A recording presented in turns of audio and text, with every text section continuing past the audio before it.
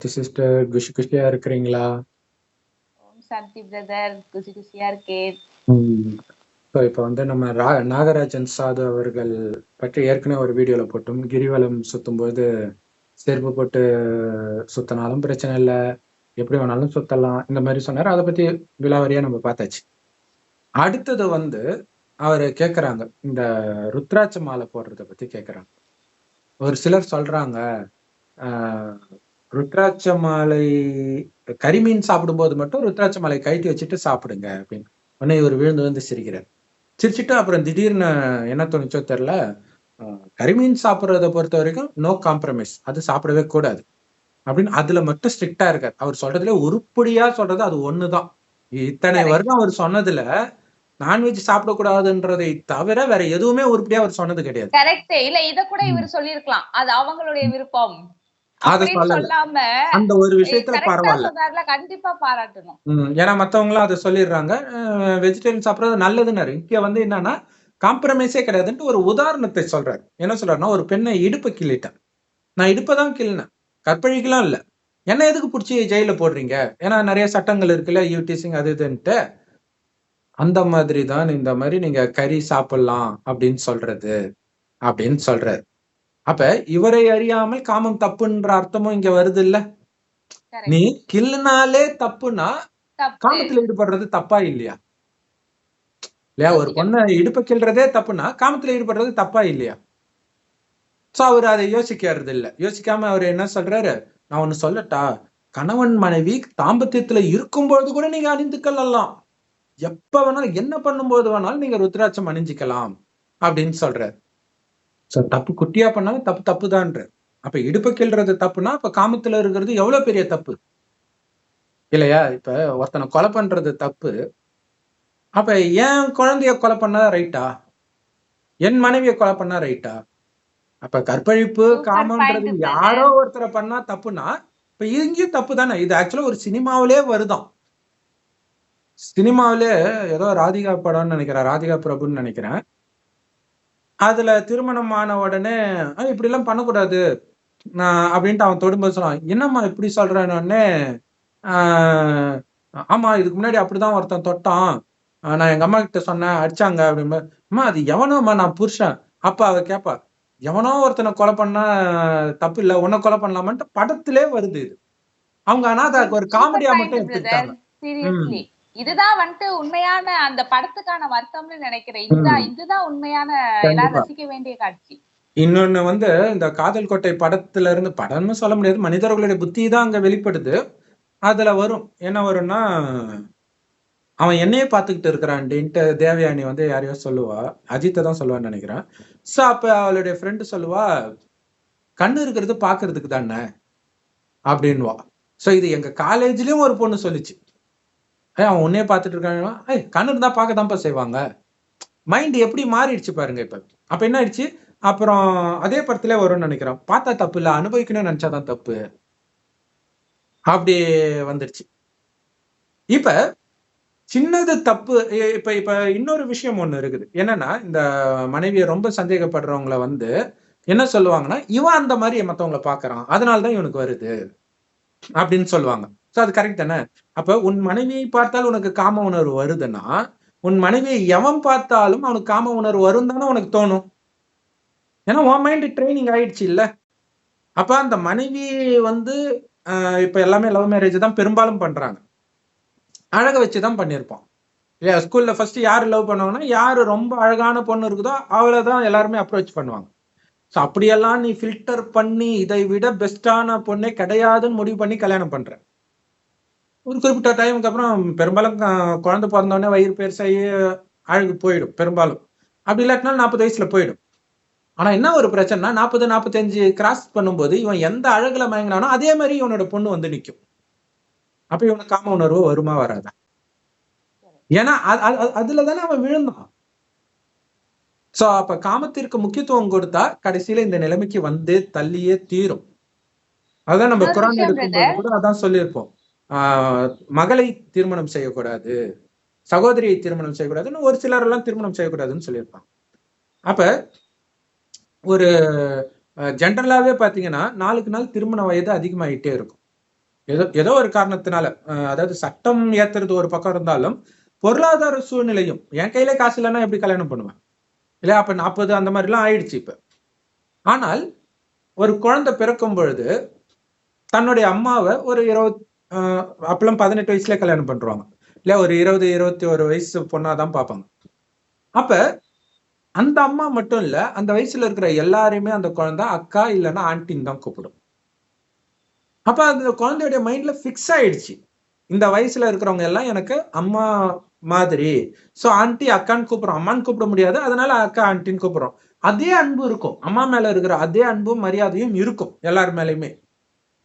அப்படி இருக்கும்போது நீ 20 வயது ஆகும் பொழுது எப்படி உனக்கு 20 வயது பொண்ணு உனக்கு காமித்து தோன்ற மாதிரி தோணுது? ஏன்னா உன் மைண்ட்ல உன் அம்மாவை முதல்ல பார்க்கும்போது அந்த வயசுல தானே பார்த்த. ஏன்னா இப்ப திருமண வயது ஏறுது இல்ல. அப்ப இப்ப பாத்தீங்கன்னா 40 வயதுல திருமணம் பண்றாங்கன்னா பொண்ணுக்கு 36 வயது அந்த மாதிரி இருக்குது. அப்ப உங்க அம்மாவே நல்ல, அதாவது நீயே ஒரு 10வது படிக்கும் போது உங்க அம்மாவுக்கு 36 வயசு ஆயிருக்கும். அப்ப அந்த வயது பெண்ணை பார்க்கும்போது உனக்கு எப்படி காமம் வரும்? கண்டிப்பா வராது. எப்படி வருதுன்னா இந்த சினிமாக்காரனுங்க பண்ற வேலை. க்ளோஸ்அப்ல காட்டி காட்டி ஏதோ ஒண்ணு இருக்குதுன்ட்டு. அப்ப என்ன ஆகுதுன்னா சின்ன வயசுல இருந்தே அவன் படத்தை பார்க்கும் பொழுது அந்த வயது பெண்ணை பார்க்கும்போது சின்ன வயசுல அவனுக்கு காமம் வருது, அந்த வயது பெண்ணை பார்த்தால்தான். அடுத்தது இவன் அந்த வயது ஆகுறான்னா, அந்த வயதை கடந்து போனாலும் அந்த வயது பெண்ணை பார்த்தாலும் இவனுக்கு காமம் வந்துகிட்டே இருக்குது, இவன் தாத்தாவானாலும். அதை வச்சுதான் 16 வயதுல படம் எடுத்தாங்க. எனக்கு இப்பவும் பிடிச்சிருக்குது உன்னுடைய அந்த 16 வயது தான். அது ஒரு முக்கியமான மெசேஜ். அது மெசேஜ்ன்றதோட அது சமுதாயத்தை அது அது ஏதோ ஒன்னு சொல்ல வந்தது. பட் ஆனா போற போக்குல இந்த ஒரு விஷயம் சொல்லிடுச்சு, மனிதர்களுடைய மனம் அப்படி கரப்ட் ஆயிடுச்சு இந்த வயதுல இருக்கிறவங்க கிட்ட நாம காம வயப்படணும்ட்டு. சொல்லுங்க. இன்னொன்னு பிரதர், இப்போ முன்னாடி எல்லாம் பாருங்களேன், இப்ப அம்மா அப்பா இந்த மாதிரி நம்ம நினைப்போம்ல.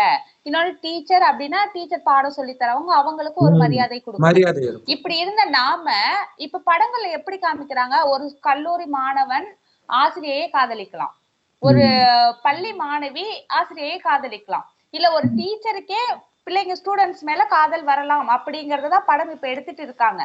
அப்படி பார்க்கும் பொழுது பள்ளி மாணவர்கள் என்ன நினைக்கிறாங்க, நான் ஒரு ஸ்டூடெண்ட், வாத்தியார் என்ன லவ் பண்ணுவாரோ, இல்ல நான் அந்த வாத்தியார லவ் பண்ணலாமோ, சரிதானே? இததான் இந்த வருங்கால சந்ததிகள் இப்படிதான் இருக்காங்க. இதுதான் நமக்கு புகட்டுது.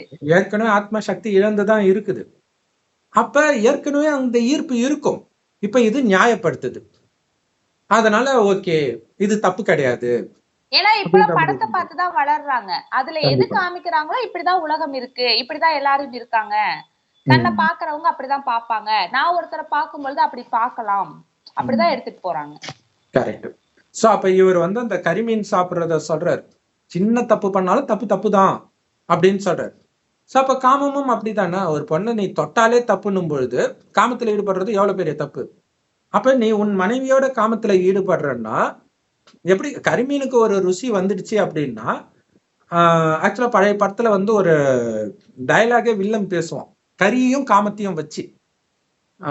என்னன்னா அது என்னமோ கறி அந்த கோழி நொண்டியா இருந்தா என்ன, செவிடா இருந்தா என்ன, நமக்கு தேவை கறி அப்படின்னுவான். அதே தானே காமத்திலையும், அவன் காமத்தை வச்சுதான் சொல்லுவான் ஆக்சுவலா.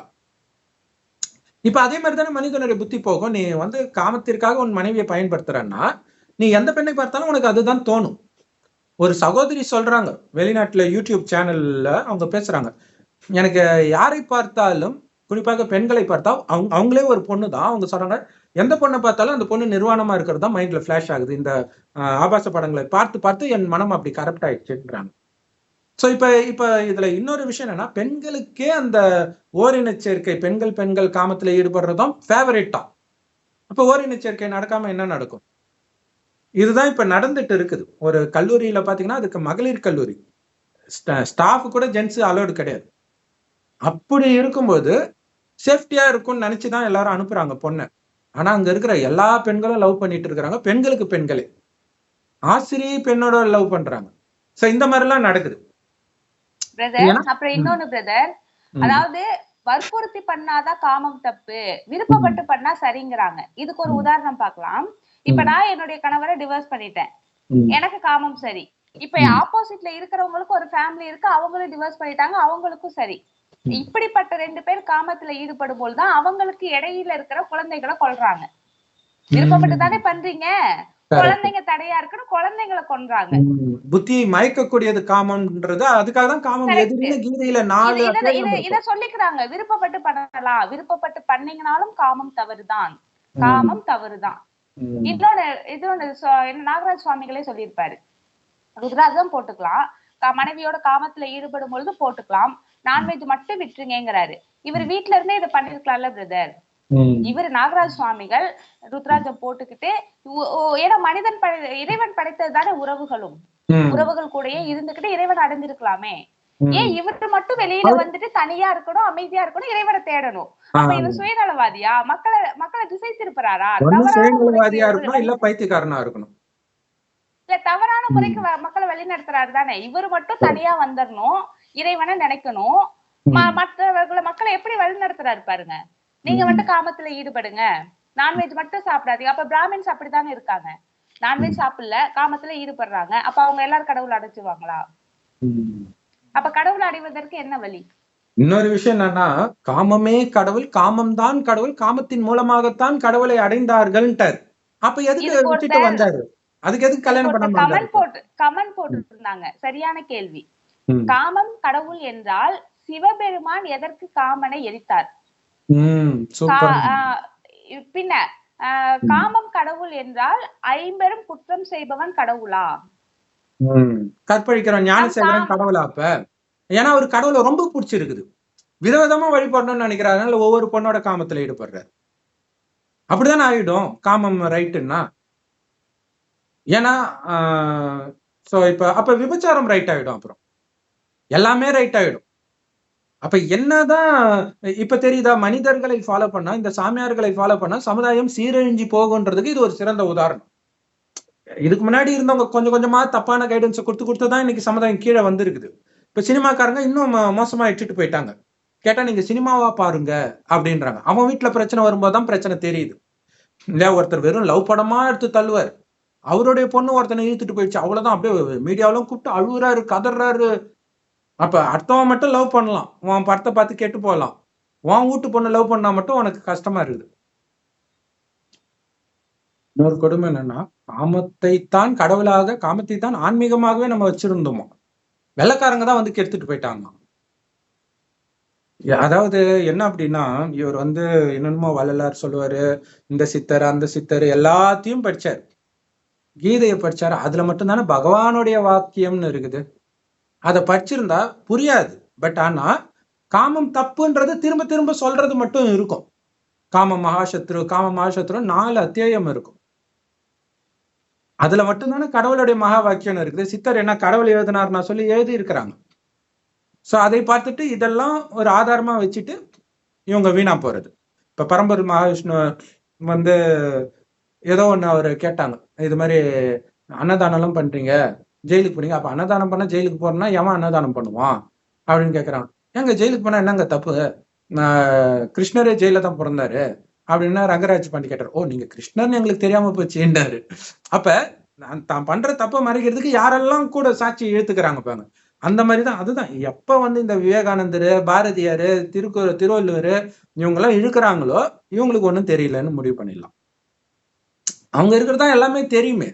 சோ அப்ப நம்ம பண்ற தப்புக்கெல்லாம் இவங்களெல்லாம் சாட்சியா எடுத்துக்குவாங்க. அவங்க எல்லாம் மனுஷங்க, அதுல தப்பு கண்டிப்பா இருக்கும். நீங்க கேட்டீங்கன்னா கீதையிலே இருக்குது. கீதையில பகவானுடைய மகா வாக்கியம் போட்டு இருந்தாலும் அது எழுதுனது மனிதர்கள் தான், அதுல இறைவனுடைய ஞானம் கொஞ்சம் இருக்குது. பிரதர், பிரம்மஸ்ரீ மகாவிஷ்ணு சொல்லியிருப்பாரு, ஏதோ ஒரு முனிவர் பேரை சொல்லி அவரு இவ்வளவு முறை தவறு செஞ்சாரு. பெரிய பெரிய முனிவர்களை தவறு செய்யும் பொழுது, சித்தர்களை தவறு செய்யும் பொழுது மனிதர்கள் நம்ம என்ன பண்ணுவோம்? சோ முனிவர்களும் சித்தர்களுமே தவறு செய்வார்கள், அவரை ஃபாலோ பண்ணா நம்மளும் தவறுதான் செய்வோம். அப்ப அப்பை பெற்றவர் இறைவன் தான். அப்ப அவரை ஃபாலோ பண்ணணும்னா அவர் வந்திருக்கிறாரு, அவர் ஞானத்தை சொல்லிட்டு இருக்கிறாருன்னு முதல்ல தெரியணும். அங்க உட்காந்துட்டு வரவன் போறவங்க கிட்ட எல்லாம் ஞானராஜன் சாது பேசுறதை விட்டுட்டு, அங்கேயே மியூசியம் இருக்குது, பிரம்மகுமாரிகள் ஜோதிலிங்க மியூசியம், உள்ள போய் என்னதான் சொல்றாங்கன்னு காது கொடுத்து கேட்கலாம். வர சொல்லுவாங்க, ரெகுலரா போலாம். ஏன்னா நம்மளே ஃபேமஸ் ஆனால் நம்ம ஆள நம்மள பாக்குறதுக்கு இத்தனை பேர் வராங்க, நம்ம எதுக்கு அங்க போகணும்ன்ற அகங்காரம் போக விடாது. அப்புறம் என்னதான் பண்ண முடியும்? ஸோ அப்ப இவர் சொல்றாரு, ருத்ராட்சம் வந்து பெண்கள், ஆண்கள், மாதவிடாயில இருக்கிறவங்க, காமத்துல ஈடுபடுறவங்க எல்லாருமே போடலாம். மாமிசம் சாப்பிடும் போதும் நீங்க போடலாம். ஆனா ருத்ராட்சம் என்ன பண்ணும்னா, நீங்க போட போட கொஞ்சம் கொஞ்சமாக அந்த மாமிசம் சாப்பிடும் பழக்கத்தை உங்ககிட்ட இருந்து எடுத்துடும் அப்படின்னு சொல்றாரு. இப்ப ஒரு முக்கியமான விஷயம், ருத்ராட்சம் வந்து சிவனுடைய நினைவாக போடுறதுதான் அது.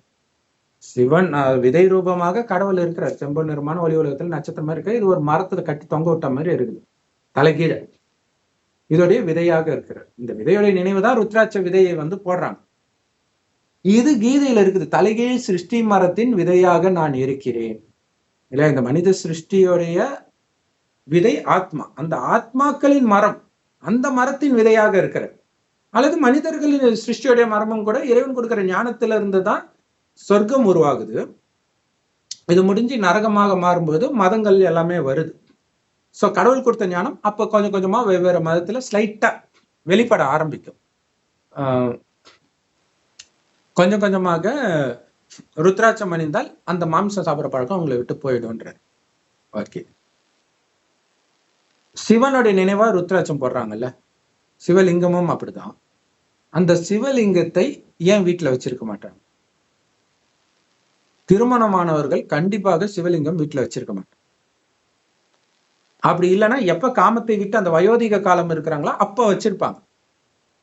அப்ப தெரியுது இல்ல, காமத்திற்கும் சிவனுக்கும் நேர் எதிர்ன்ட்டு இல்லையா?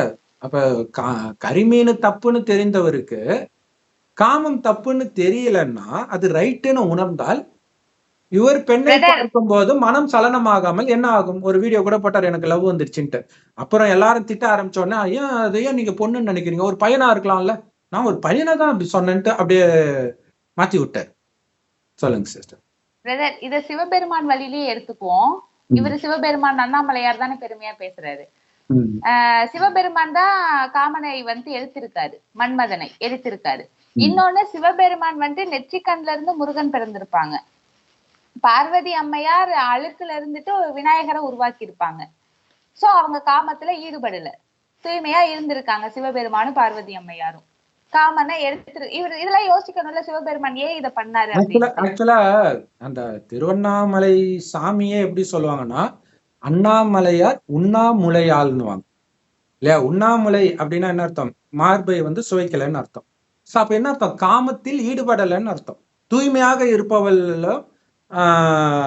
சிவனும் ஒன்னா இருக்கிறாங்கன்னு அர்த்தம். ஏன்னா இவருக்கு உடம்பு கிடையாது. பார்வதி வேற யாரும் இல்ல, நாம தான். இறைவனை நினைத்து நினைத்து நாம தூய்மையாக இருக்கிறோம். தூய்மையா இருப்பவர்கள் தான் அவருக்கு மனைவியாக இருக்க முடியும் அப்படின்னு அர்த்தம். அப்ப யோசிச்சு பாருங்க, அங்க லிங்கம் தான் இருக்கும். திருவண்ணாமலையில லிங்கம் இருக்கும், பார்வதி தேவி வந்து உடம்போட தான் இருப்பாங்க. எப்படி உடல் இல்லாத ஒருத்தர் இவருக்கு மனைவியா இருக்க முடியும்? உடல் உள்ளவன் உடல் உள்ளவனுக்கு மனைவியா இருக்க முடியும். அப்ப கடவுள் உடல்ன்றத மறந்துடு, ஆத்மான்ற உணர்வுல வந்துடுன்ற. கடைசி 100 வருடம் ஒரு வயோதிகர் உடல்ல வராரு. அவர் இருக்கிற இடமானது செம்பு நிறமான உலகத்துல இருந்து வர வந்து சொல்றாரு, உங்களுடைய ஆத்மா உயிர் பூர்வ மத்தியில நட்சத்திரம் மாதிரி ஜொலிக்குது, அதுதான் ஆத்மான்னு சொல்றது. அதனாலதான் அங்க பொட்டு வைக்கிற பழக்கம் இருக்கு. அந்த ஆத்மாதான் நான் உணர்ந்து சிவ பரமாத்மாவை இப்ப நினைவு செஞ்சுக்கிட்டே இருங்க. ஏன்னா சொர்க்கமாக நான் படிக்கும்போது ஆத்மான்ற உணர்வுல தான் ஒருவரை ஒருவர் பார்த்தீங்க, உடலையே பார்க்கல. அதனாலதான் அவ்வளவு அழகா இருப்பாங்க ஆண்களும் பெண்களும். ரம்பை ஊர்வசின்னு இப்பெல்லாம் சொல்றாங்களா, அப்சரஸ் எல்லாம். சோ அப்ப அவ்வளவு அழகாக இருந்தாலும் அங்க காமம்னா என்னன்னே தெரியாது. கதையே வருமே, மகாபாரதத்தின் தொடக்கமே அந்த மாதிரி ரம்பை ஊர்வசி இவங்கெல்லாம் டான்ஸ் ஆடிட்டு இருக்கும்போது பிரம்மாவுடைய ஒரு மகள் இருப்பா. ஒரு ராஜா பார்க்க வர்றாரு. பார்க்க வரும்போது பிரம்மாவுடைய மகளை பார்த்த உடனே ஒரு மனம் சலனமாகுது இவருக்கு, அவளுக்கும் சலனமாகுது. பிரம்மா பார்த்துறாரு. பார்த்த உடனே நீங்க இங்க இருக்கிறதுக்கே தகுதியற்றவங்கன்னு பூமிக்கு துரத்திடுறாரு. அப்ப காமம் தப்புன்றதுலதான் இங்க ஸ்டார்டே ஆகுது. இப்ப சொர்க்கத்துக்கு போறதுதான் இங்க லட்சியம். அப்ப சொர்க்கத்தை விட்டு எதனால வந்தோன்னு தெரிஞ்சா அதை விட்டீங்கன்னா நீங்க போயிடலாம். கரெக்ட் தானே? காமத்துல விழுந்ததுனால சொர்க்கத்தை விட்டு வெளியேற்றப்பட்டீர்கள், காமத்தை விட்டீங்கன்னா மீண்டும் சொர்க்கத்துக்கு போயிடுவீங்க. இதான் விஷயம். இதேதான் கிறிஸ்தவ மதத்திலையும் பாத்தீங்கன்னா, அங்க ஒரு கனி சாப்பிட்டதுனால துரத்திட்டாங்கன்றாங்க. சோ அந்த கனி வந்து உடல் உணர்வு, கனின்றது ஒரு சுவையான உணவுன்றாங்க. அப்ப சுவை, அதாவது உடலின் சுவை, உடலின் உணர்வில் உச்சம் பாத்தீங்கன்னா காமம் தான் இல்லையா? கரிமீன் எல்லாத்தையும் விட அதை தொட்டீங்கன்னா முடிஞ்சு போச்சு, விழுந்துட்டீங்கன்னு அர்த்தம். இன்னொரு கதையில பாத்தீங்கன்னா அந்த லூசிஃபர்னு ஒருத்தன் இருப்பான், அவன் தேவனாகத்தான் இருப்பான், சொர்க்கத்துலதான் இருப்பான். அப்ப நான் தான் கடவுளுக்கு சமமா இருக்கிறேன், நான் எதுக்கு அவரை கும்பிடணும் அப்படின்னு ஒரு அகங்காரம் வந்தோடனே கடவுள் துரத்திட்டாருன்ற. ஏன்னா இங்க இந்த 5 விகாரம், காமம், கோபம், பற்று, பேராசை, அகங்காரம், இந்த 5 விகாரம் ஆணிடமும் இதே 5 விகாரம் பெண்ணிடம் உள்ள இணைந்த ரூபம் தான் 10 தலை ராவணன். அந்த ராவணன் 2500 வருஷம் கழிச்சுதான் மனிதனுக்குள்ள வரான். அது வரைக்கும் ஆத்மான்ற உணர்வுல இருக்கிறான். உடம்புன்னு நினைக்கும் போதுதான் இந்த காமம் கோபம் எல்லாம் வருது. அப்ப இதே பூமி நரகமாக மாறிடுது.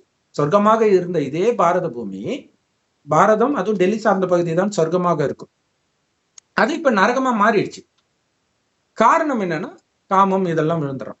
அதே மாதிரி இயேசு சொல்றார், குழந்தை மாதிரி பரிசுத்தம் இல்லாமல் உன்னால சொர்க்கத்துக்கு போக முடியாது அப்படின்னு சொல்றாரு. குழந்தைக்கும் பெரியவங்களுக்கும் என்ன, எதுல வித்தியாசம்? கரிமீனை சாப்பிட்டா அதுவுமே சாப்பிடும், காமம் மட்டும்தான் வித்தியாசம், இல்லையா? சோ அந்த மாதிரி பரிசுத்தமானவர்கள் மட்டுமே சொர்க்கத்திற்கு போக முடியும்.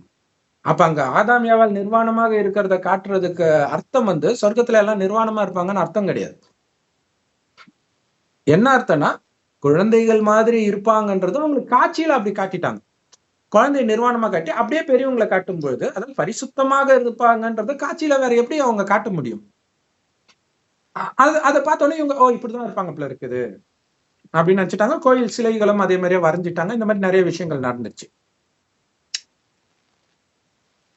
இப்ப கரிமீனை ஒரு தடவை சாப்பிட்டான் அப்படின்னா, ஏன்னா கரிமீன் சாப்பிடாத பிராமணர்களும் இப்ப சாப்பிட ஆரம்பிக்கிறாங்க கொஞ்சம் கொஞ்சமா. அப்ப முதல்ல அவங்களுக்கு சாப்பிடணும்னு தோணி இருக்காது, மைண்ட்ல அது பக்கம் ஈர்ப்பு இருக்காது. கொஞ்சம் கொஞ்சமா எல்லாரும் சாப்பிட சாப்பிட ஏதோ இருக்குது போல இருக்குது. தண்ணி அடிக்கிறதும் அப்படிதான், காமமும் அப்படித்தான், இல்லையா? ஏன்னா அந்த காலத்துல எல்லாம் பாத்தீங்கன்னா பெண்களுக்கு காமமே பிடிக்காது. ஒரு ஒரு பாட்டே இருக்கும், அது டக்குன்னு ஞாபகம் வரல. அதாவது தந்தை தவறு செய்தான், தாயும் இடம் கொடுத்தார், வந்து பிறந்து விட்டோம் அப்படின்னு ஒரு பாட்டு வரும். இப்படித்தான் அப்ப இருந்தது. இவங்க காமத்தை விரும்பல, அவங்க காமத்தினால வரும்பொழுது இவங்க கணவன் தானேன்னு அனுமதிச்சிடுறாங்க. இப்படிதான் இருந்துச்சு. ஆனா இன்னைக்கு காமத்துக்கு அடிமையாயிட்டாங்க ஆண்களும் பெண்களும். அதனாலதான் இன்னைக்கு கற்பழிப்பு அதிகமாகுது. நீங்க பாருங்க, பெரும்பாலும் இந்த கற்பழிப்பு நடக்கிற இடங்கள் எல்லாம் அந்த பெண் காம உணர்வில் இருந்திருப்பாங்க, இல்லையா? இப்ப இந்த இடத்துலயும் பாத்தீங்கன்னா லவரோட இருக்கும்போது, அங்கேயும் பாத்தீங்கன்னா லவரோட இருக்கும்போதுதான் அது பேர் என்னது, அது டெல்லியில நிர்பயா வழக்கு, அதுவும் லவரோட போயிட்டு இருக்கும்போது அவங்க ஏதோ பண்ணிட்டு இருந்திருக்கிறாங்க அப்படி இருக்குது. சோ அது மனிதனுக்கு தூண்டுது. அப்ப நான் தனக்குள் காம உணர்வு இருக்கும் பொழுது எதிரில் உள்ளவர்களுக்கு காம உணர்வு தூண்டப்படுது. அது சம்பந்தப்பட்டவர்கள் வருவார்கள், அவங்க ஈர்க்கும், அந்த மாதிரி நபர்களை ஈர்க்கும் அது. அப்ப நீங்க முழுக்க முழுக்க தூய்மையாக இருந்தால் உங்களை நான் பாதுகாக்கிறேன், கடவுள் உத்தரவாதம் கொடுக்கிறார். சோ அதுக்கு உதாரணத்துக்கு ஒரு கதை ஏற்கனவே கூட நம்ம சொல்லியிருக்கிறோம். இங்க மெயினா கடவுள் கொடுக்கிற ஞானம் என்னன்னா, உங்களை ஆத்மான்னு என்னை நினைவு செய்யுங்க, அவர் செம்பொன் நிறமான ஒளி உலகத்துல நட்சத்திரம் மாதிரி இருக்காரு. அவரை நினைக்க நினைக்க ஆத்மாவுக்கு பலம் வரும், வர வர வெளி உலக கவர்ச்சியில இருந்தாலும் புத்தி விலகும்.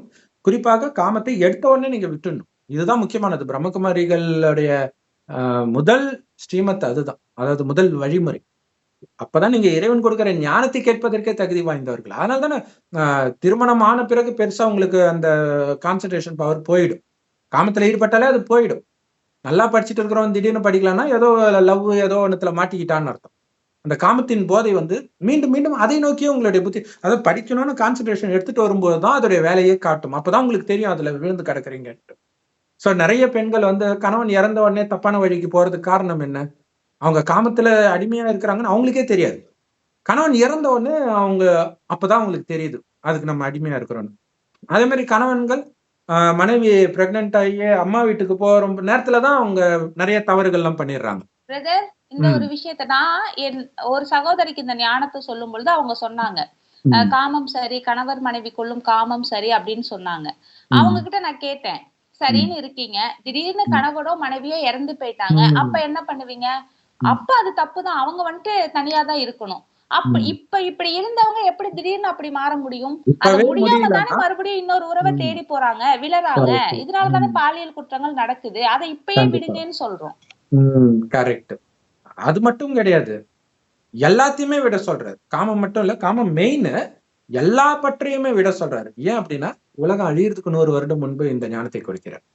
இப்ப யாரோ ஒருத்தர் முன்னாடி போயிடுவாங்க, உங்களுடைய செல்வம், உறவுகள் எல்லாமே கண்ணு முன்னாடி எப்படி வேணா அதோடைய பாவ கணக்குக்கு ஏற்ப கற்பழிப்பு கூட நடக்கலாம். ஆனா என்னதுன்ற உணர்வு இருந்தா நீங்களும் சேர்ந்து துடிப்பீங்க. நீங்க எதுக்கு துடிக்கணும்? அவங்களுக்கு தண்டனை கொடுக்கப்படுது. அவங்களுக்கு உங்களை சொல்லுவாங்களே, தாயும் சேயுமா இருந்தாலும் வாயும் வயிறும் வேற தானேன்னுவாங்க. அந்த மாதிரி அங்க இருந்தா உங்களுக்கு ஏன் வலிக்குது? அப்ப என்னுடையதுன்ற எண்ணம் இருக்குது. நீங்க பாதுகாக்கணும், பராமரிக்கணும், அதெல்லாம் ஓகே. உங்க கையை மீறி போயிடுச்சுன்னும் பொழுது வருத்தப்படுவது தேவையில்லாத ஒண்ணு. ஏன்னா அவங்களுடைய பாவ கணக்குப்படி நடக்குது. சோ அப்ப என்னை பார்த்துக்கிற அதே இறைவன் சிவபெருமான் என் குழந்தையும் மனைவியும் பார்த்துக்கிட்டு தான் இருக்க போறாரு இல்லையா? அவங்களுடைய புண்ணிய கணக்குப்படி நான் வந்திருக்கிறேன். எதுக்கு? அவங்க புண்ணிய கணக்கின் பலனை கொடுப்பதற்காக. நான் போயிட்டாலும் அந்த புண்ணிய கணக்கு இருந்தா அவர்களுக்கு கண்டிப்பாக இதை விட நல்லா கூட இருக்கலாம். இதெல்லாம் இருக்குது. சோ இதை புரிஞ்சுக்கிட்டு கடவுள் சொல்றாரு, என் ஒருவனை மட்டும் நினைவு செய்யுங்கள், என்னை மட்டும் கணவனாக, குழந்தையாக, சகோதரனாக, சகல உறவாக, அம்மாவாக, எல்லா உறவாகவும் அவரையே நினைச்சிட்டு இருங்க. ஏன்னா மற்றது எல்லாம் அழியக்கூடிய உறவுகள் அழிய போகுது இப்ப. அப்ப நீங்க இறைவன் நினைவிலேயே இருந்து உடலை விட்டு பிரியும் போது மட்டும்தான் நீங்க மேல போவீங்க. அப்படி இல்லைன்னா என்ன ஆகும்? இங்க இருக்கக்கூடிய விஷயத்தையே நினைச்சிட்டு இருந்தீங்கன்னா இங்கே மீண்டும் பிறந்துடுவீங்க. அதனால இறைவனை நினைக்கதான் அந்த சக்தியும் கிடைக்கும். இல்லைன்னா அந்த ஈர்ப்பு, வெளி உலக கவர்ச்சிகள், அந்த ஈர்ப்புலாம் இருக்கு இல்லையா? இப்ப எல்லாமே கடவுள்னா நீங்க மயங்காம எப்படி இருப்பீங்க? ஏன்னா நீங்க கன்வின்ஸ் பண்ணிட்டீங்க. இதுவும் கடவுள் தானே, பார்த்தா தப்பு இல்ல. ஆபாச படம் அதுவே கடவுள் தானே, பார்த்தா தப்பு இல்ல. அப்ப எப்படி ஒருத்தனால காமதம் இல்லாம இருக்க முடியும்? இன்னைக்கு கன்னிகாஸ்திரிகள், பாதிரியார்கள் தவறு செய்யறதுக்கும் இதான் காரணம். ஏன்னா அவங்களே கல்யாணம் பண்ணி வைக்கிறாங்க. ஏன் அப்படின்னா தப்பு இல்லைன்னு அவங்க மைண்ட்ல பிக்ஸ் ஆயிடுச்சு. அப்ப வாய்ப்பு கிடைச்சா அவங்க தப்பு பண்ணுவாங்களா மாட்டாங்களா? கண்டிப்பா பண்ணுவாங்க. ஏன்னா ஏற்கனவே ஆத்ம சக்தி இருந்து வேற இருக்குது. சோ இப்ப ஆத்மாவின் சக்தி நிரம்பிய பிறகு உள்ளுக்குள்ள இருந்தே ஆனந்தம் வரும். விரக்தியினாலதான் நீங்க காமத்தையோ, டிவியோ, நண்பர்களையோ தேடுறதே. உள்ளுக்குள்ள ஆனந்தம் இருந்தா நீங்க எதையுமே தேட மாட்டீங்க. இப்ப உங்களுக்கு உள்ள இருந்து ஆனந்தத்தை வர வைக்க தெரியாது. அதனால வெளியில தேடுறீங்க. ஆத்மாவின் உண்மையான குணம் ஆனந்தம். அப்ப ஆத்மாவை தவிர வேற எந்த எண்ணமும் இல்லாட்டினா அது வரும்ன்ற. அப்ப அந்த சக்தி இப்ப இல்ல. அந்த சக்திக்கு தான் அந்த சக்தியில் நிரம்பிய என்னை நினைவு செய்யுங்கள் அப்படிங்கிற ஞானத்தை 3வது கண்ணை கொடுக்கிற. ஏன்னா இந்த கண்ணு உங்களை ஏமாத்துது. பாக்குறது அழியக்கூடியதெல்லாம் அழிவற்றது மாதிரி உங்களுக்கு நம்ப வைக்குது இல்லையா? ஏதோ ஒரு பெரிய அழகு மாதிரி நம்ப வைக்குது. அப்ப ஞானத்தினால பாருங்க, நீங்க இப்ப பார்த்துட்டு இருக்கிறது தற்காலிகமானது இல்லையா? ஒரு அரசியல்வாதி 5 வருஷம் தான் அவங்களுடைய ஆட்சி. ஆனா அதுக்குள்ள எவ்வளவு ஆட்டம் ஆடுறாங்க. இதே மாதிரிதான் மனிதனும். கொஞ்ச நாள் தான் இந்த இளமை. ஆனா அதுக்குள்ள எவ்வளவு தப்பு பண்றாங்க. பின்னாடி பயங்கரமா கர்மா வச்சு செய்யும். ஆனா இப்ப அந்த கர்மாவை தான் கத்துக் கொடுக்கிறாரு. எது நல்ல கர்மம், எது கெட்ட கர்மம். உடல்னு நினைச்சிட்டு நீங்க பண்ற எல்லாமே கெட்ட கர்மம் தான். ஏன்னா உடல் நினைச்சிட்டு உங்க குழந்தைய பார்த்தா பற்று வரப்போகுது. ஆத்மான்னு புருவமத்தில் நட்சத்திரம் மாதிரி இருக்குது. இங்க வர்றதுக்கு முன்னாடி இன்னொரு உடம்புல இருந்துச்சு. கொஞ்ச நேரம் கழிச்சு இங்க விட்டும் போகுது. நான் ஏன் இது மேல பற்று வைக்கணும்? சூப்பர்ல. நடிகர் சிவகுமார் கேக்குறாங்க, நீங்க சூப்பரா இருந்தாரு சின்ன வயசுல, யார் மேலயாவது லவ் வந்துச்சா? அவர் கேக்குறாரு, அது எப்படிங்க வரும்? என் கூட ஒரு பொண்ணு டூயட் பாடுறா, 2 மணி நேரம் கழிச்சு கமலாசன் கூட போய் டூயட் பாடுவா, அடுத்த 2 மணி நேரம் கழிச்சு போய் ஜெய்சங்கர் கூட டூயட் பாடுவா. எப்படி அவ மேல எனக்கு லவ் வரும்? இத கொஞ்சம் காலம் மட்டும் கொஞ்சம் அதிகம். இன்னைக்கு என் கூட குழந்தையா நடிச்சிட்டு இருக்குது, நாளைக்கு இன்னொருத்தர் கூட குழந்தையா நடிக்க போகுது. எதுக்கு அன்பு வைக்கிறீங்க? அதாவது அன்பு இல்ல, பற்று வைக்கிறீங்க. அன்பு எல்லார் மேலயும் இருக்கும். ஏன்னா நானே அன்பு சொரூபமா இருக்கணும். அது இருக்கணும். சொர்க்கத்துல அப்படிதான் இருக்கும். தனிப்பட்ட பற்று எல்லாம் இருக்காது. ஆனா கடமைன்னு இருக்குது இல்லையா? அந்த குடும்பத்தை பார்த்துக்க வேண்டிய கடமை இருக்கும். பற்று இருக்காது. ஆனந்தமா இருக்கும். எல்லார் மேலயும் அந்த அன்பு இருக்கும். அதை எடுத்துட்டு வர்றதுக்கு தான் இறைவன் சொல்றாரு, இப்ப உன்னால அதை புரிஞ்சுக்க முடியாது. அதனால என்ன மட்டும் இப்ப நினை. ஒரு நல்ல கணவன், தூய்மையான கணவன் எப்படி இருப்பான்னு நான் நடந்து காட்டுறேன். அந்த கணவன் கிட்ட இருந்து சுகம் மட்டுமே வரும். உன்கிட்ட எதையுமே எதிர்பார்க்கல. இந்த கணவனுக்கு காமம் கொடுக்கலன்னா முடிஞ்சு போச்சு. அன்பா இருந்த கணவன் வேற மாதிரி மாறிடுவான். பிரதர், இப்போ சிவபெருமானுடைய நினைவா அந்த ருத்ராட்சம் அத போட்டாலே கொஞ்சம் கொஞ்சமா நான் நான்வெஜ்ஜை விட்டுருவேன் அப்படின்னா, உண்மையான சிவபெருமானையே ஒளிப்புள்ளியா நான் நினைக்கும் பொழுது எனக்குள்ள உள்ள காமம், கோபம், பற்று, பேராசை, அகங்காரம் அத்தனையும் விட முடியும் படிப்படியாக. கண்டிப்பா. இங்க ருத்ராட்சம் போடுறதுனால இவர் கரிமீனை விடல. கரிமீன் தப்புன்ற எண்ணம் இருக்குது. ஆனா அடிமையா இருக்கிறேன். பட் நான் இது போட்டு சாப்பிடக்கூடாதுன்னு எனக்கு உறுத்துது. அதனால விடுறேன். நான்வெஜ் சாப்பிடுறோம், இதை போடலாம் 100% நம்பிட்டானா பிரச்சனை இல்லை. அதாவது நான்வெஜ் சாப்பிடுறது தப்புன்றது இன்னும் மக்கள் மத்தியில இருக்குது, உலகம் ஃபுல்லாவே இருக்குது. அதனால ஒரு டைம் இல்லைனாலும் ஒரு டைம் யோசிச்சு விடுறான். ஆனா காம தப்புன்னு உலகத்துல எங்கேயுமே சொல்லப்படல. அதுதான் பிரச்சனை இப்ப. சோ அதைத்தான் இப்ப கோயில்ல வந்து ஆபாசமான சிலைகள், காமத்துல ஈடுபடுற சிலைகள்லாம் இருக்குது. இதை பார்த்துட்டு நாகராஜன் சாது என்ன நினைச்சுக்கிறாரு, அதுவே காமமே கடவுள், அதைத்தான் ஆன்மீகமாகவே நினைத்தார்கள் நினைச்சுக்கிறாரு. எல்லா கோயில்லையுமா இருக்குது? ஏதோ ஒரு சில கோயில்ல தான் இருக்குது. அதிலும் பாத்தீங்கன்னா மூலவர் அப்படி இருக்கிறாங்க இல்லையா? வெளியில இருக்கக்கூடிய கோபுரத்துல கீழே இருக்கிறவங்க சைடுல இருக்கும். ஆனா நடுவுல இருக்கிற சாமி அலங்காரத்தோட இருக்கும். சைடுல வேலைக்காரங்க பாத்தீங்கன்னா அவங்களுமே அரைகுறையா இருப்பாங்க. அப்படி கண்ணு அப்படி முறைச்சு பார்த்துக்கிட்டு இருக்கும். அது என்னன்னா சொர்க்கத்தில் இப்ப இந்த உடல் உணர்வை விடாதவர்கள் சொர்க்கத்தில் வேலைக்காரர்களாக போவாங்க. அந்த உடல் உணர்வில் இருந்தார்கள்னு காட்டுறதுக்காக அவங்க உடம்ப காட்டுற மாதிரி இருக்கும். குறிப்பா வயிறு பெருசா அந்த மாதிரிலாம் இருக்கும். சோ அவங்களுக்கு காட்சி கிடைச்சது கோயிலா செய்யறாங்க. அவங்களுக்கு தெரியாது இதோட அர்த்தம். இப்ப கடவுள் இந்த ஞானத்தை சொல்றதுனாலதான் நம்ம எல்லோருக்குமே இது தெரியுது. கடவுளே வந்த பிறகும் நீங்க மனிதர்கள் பின்னாடி போய் ஏமாந்துட்டு இருக்காதீங்க அப்படின்னு உங்க காலை தொட்டு வணங்கி கேட்கிறோம். ஏன்னா இது நாங்க சொல்லல, அது புரிஞ்சுக்கணும். நிறைய பேர் ஏன் குற்றம் கண்டுபிடிக்கிற, அது நம்ம லட்சியம் கிடையாது. அந்த சகோதரரும் இந்த ஞானத்தை அடையணும்ன்றதான் நம்மளுடைய லட்சியம். அவர் வாழ்க்கை வீணாக்கிட்டு இருக்காரு, பரவாயில்ல. அவருக்கு தானாவே அந்த ஒரு இடத்துக்கு போயிட்டா நம்மளை தேடி நிறைய பேர் வந்தா ஒரு அகங்காரம் வந்துடும். இறைவனுடைய ஞானம் கிடைக்காத நாகராஜ் பட்சத்தில் சுவாமிகளை பத்தி பேசும் பொழுது அவர் இந்த வீடியோவை பாக்குறதுக்கான வாய்ப்புகள் கிடைக்கலாம், அல்லது அவரை பின்பற்றவங்க பாக்குறதுக்கான வாய்ப்புகள் கிடைக்கும் பொழுது உண்மை உங்களுக்கு இதுதான் உண்மைன்னு தெரிஞ்சிச்சுன்னா அதுதான் உங்களுடைய பாக்கியம். அதுக்காக தான் பேசுறோமோ தவிர அவங்கள குறை சொல்றதுங்கிறதுக்காகவோ பப்ளிசிட்டிக்காகவோ கிடையாது. கண்டிப்பா. சோ பப்ளிசிட்டி உண்டு, எங்களுக்கு இல்ல, கடவுளுக்கு. கடவுளுடைய ஞானம் எல்லாருக்கும் போய் சேரணும் இல்லையா? அப்ப எல்லா மனிதர்கள் பின்னாடி போகும்போது நம்ம எங்க போறது? அப்ப அவங்களுக்கு தான் போய் கொடுப்போம். இப்ப நாகராஜ் சாது இருக்கிற இடத்துக்கு என்னால போக முடிஞ்சதுன்னா அங்க போறவங்களுக்கு எல்லாம் நோட்டீஸ் கொடுத்துட்டு இருக்கோம். திருவண்ணாமலையில நோட்டீஸ் கொடுத்துருக்குறோம். சோ இப்ப எத்தனை பேருக்கு நோட்டீஸ் கொடுத்தா புரியும்? சொல்லணும் இல்லையா? சோ அதை நாம சொல்லிக்கிட்டு இருக்கிறோம். சோ மெயின் காமம் தப்புன்றது இயல்பாகவே எல்லாருக்கும் தெரிஞ்ச விஷயம். தெரியலன்னா சொல்லாதீங்க. காமம் சார்ந்த எந்த விஷயம் நீங்க பண்ணாலும் அப்படியே மூஞ்சில கருப்பு அடிஞ்ச மாதிரி உங்களுக்கு இருக்கும்.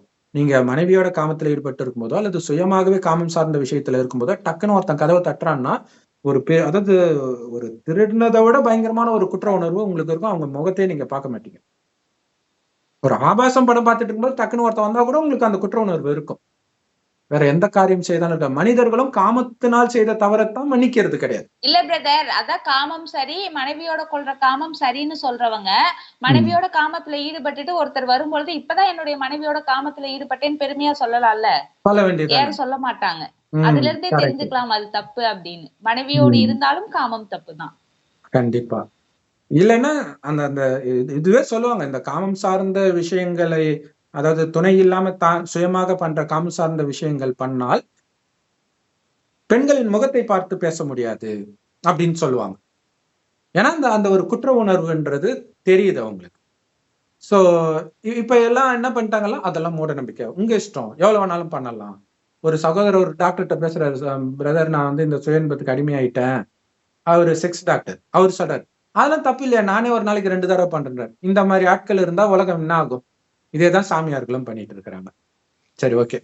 மெசேஜ் சொல்லிட்டோம். இறைவனுடைய ஞானம் எல்லா பிரம்மகுமாரிகள் ராஜயோக தியான நிலையத்திலும் முற்றிலும் இலவசமா கிடைக்குது. அவசியம் பார்த்து பயன்பெறுங்கள். ஓம் சாந்தி. தேங்க்ஸ் ஃபார் வாட்சிங்.